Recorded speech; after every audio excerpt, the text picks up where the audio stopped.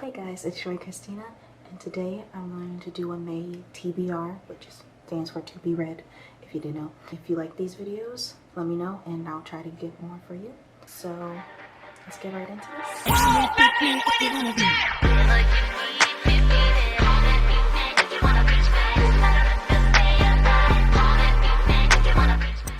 Okay, so I'm going to start with these two books, which I haven't started at all, and because some of the other ones I have started a little bit, but these ones I haven't read at all, which is Legendborn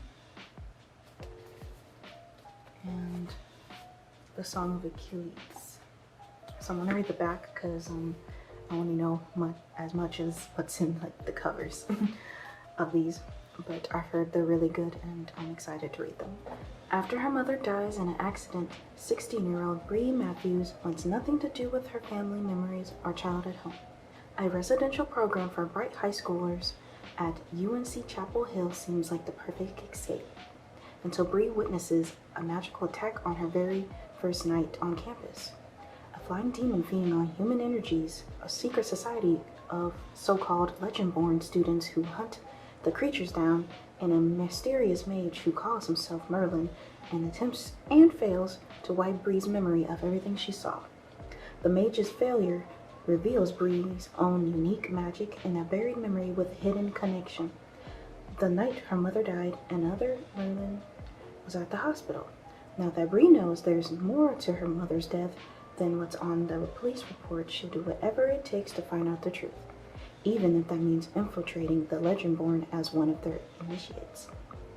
She recruits Nick, a self-exiled Legendborn with his own grudge against the group, and the reluctant partnership pulls them deeper into the society's secrets and closer to each other. But when Legendborn reveals themselves as the descendants of King Arthur's knights and explains the magical war is coming, Bree has to decide how far she'll go for the truth and whether she should use her magic to take down society or join the fight. So yeah, I'm very excited for this. Achilles, the best of all the Greeks, son of the cruel sea goddess Thetis and the legendary King Peleus, is strong, swift, and beautiful, irresistible to all who meet him. Patroclus is an awkward young prince exiled from his homeland after an act of shocking violence. Brought together by chance, they forge an inseparable bond despite risking the god's wrath. They are trained by the centaur Charon in the arts of war and medicine, but when word comes that Helen of Sparta has been kidnapped, all of the heroes of Greece are called upon to lay siege to Troy in her name. Seduced by the promise of the glorious destiny, Achilles joins their cause, and torn between love and fear for his friends, Patroclus follows. Little do they know that the cruel fates will test them both as never before and demand a terrible sacrifice. I'm very excited for this one. So the next book is called The Hating Game by Sally Thorne. Now it looks like this. And I'm like about halfway through this, so. Hello guys, this is me voiceover. So in this video I could not read at all. I don't know what's going on. Or the descriptions for these books I did were just awful. So I'm gonna do this voiceover for you guys for those parts. Lucy Hutton and Joshua Templeman hate each other. Not dislike, not tolerate, hate. And they have no problem displaying their feelings through a series of ritualistic, passive-aggressive maneuvers as they sit across from each other.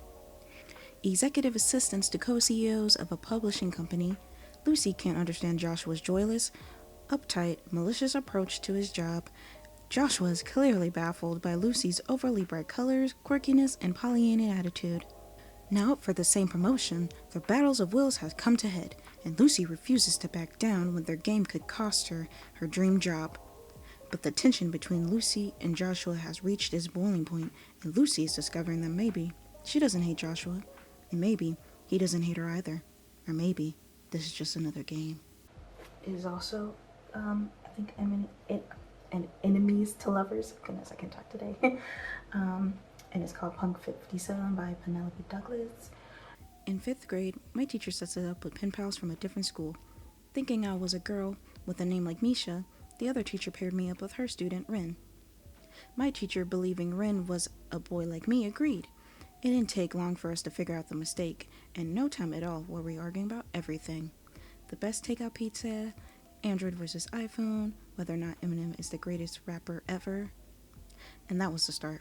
For 7 years, it was us. Her letters are always written on black paper with silver writing. Sometimes they're 1 a week or 3 in a day, but I need them. She's the only one who keeps me on track, talks me down, and accepts everything I am. We only have 3 rules: no social media, no phone numbers, no pictures. We had a good thing going. Why ruin it? Until I run across a photo of a girl online, name's Rin, high school senior, loves Giallo's pizza, and worships her iPhone. What are the chances? F it, I need to meet her. I just don't expect to hate what I find. Rin, he hasn't written me in 3 months. Something's wrong. Did he die? Get arrested? Knowing Misha, neither would be a stretch. Without him around, I'm going crazy. I need to know someone's listening. It's my own fault. I should have gotten his number or picture or something. He could be gone forever. Or right under my nose, and I wouldn't even know it. And some parts get pretty steamy and all this stuff, so I'm almost done with it too, and it's pretty good.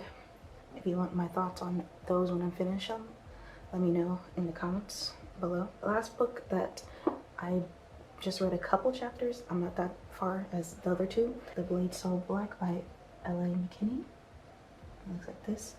So this is like a modern retelling of Alice in Wonderland, except Alice is like this badass black girl fighting monsters called nightmares. The first time a nightmare came, Alice nearly lost her life. Now with magic weapons and hardcore fighting skills, she battles these monstrous creatures in a dream world known as Wonderland. Yet even warriors have curfews. Life in a real-world Atlanta isn't so simple, as Alice juggles an overprotective mom, a high-maintenance best friend, and school. Keeping the nightmares at bay is turning into a full-time job.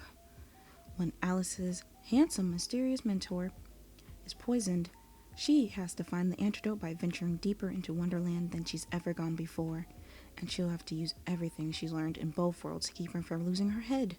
Literally. But that is my to be read for May. If you want more of these, like if you want me to do one for the summer or like June, July and stuff, let me know. And that's it for this video. Thanks for watching, and I'll see you guys next time. Bye!